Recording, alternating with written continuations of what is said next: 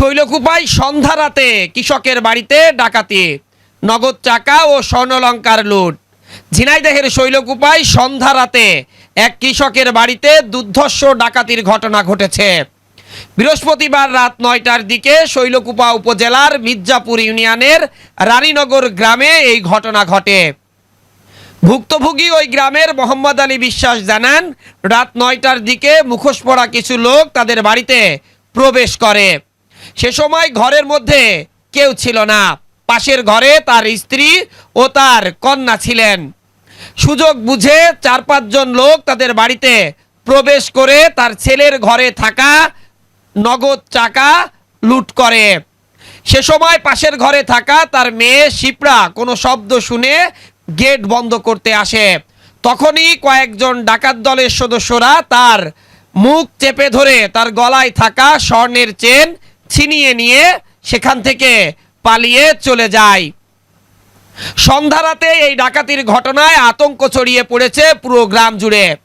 দ্রুত সময়ের মধ্যে ডাকাতদের চিহ্নিত করে আইনের আওতায় আনার দাবি জানিয়েছেন ভুক্তভোগীরা ও একই সাথে গ্রামবাসীরা।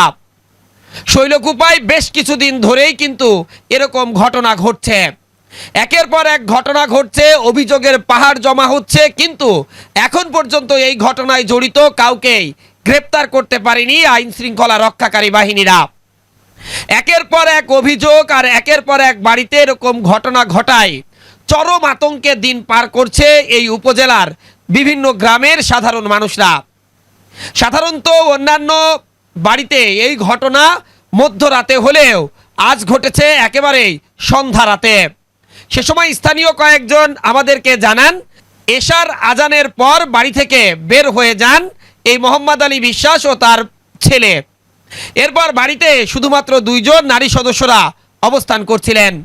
সুযোগ বুঝেই এই দুষ্কৃতিকারীরা বাড়ির মধ্যে প্রবেশ করে।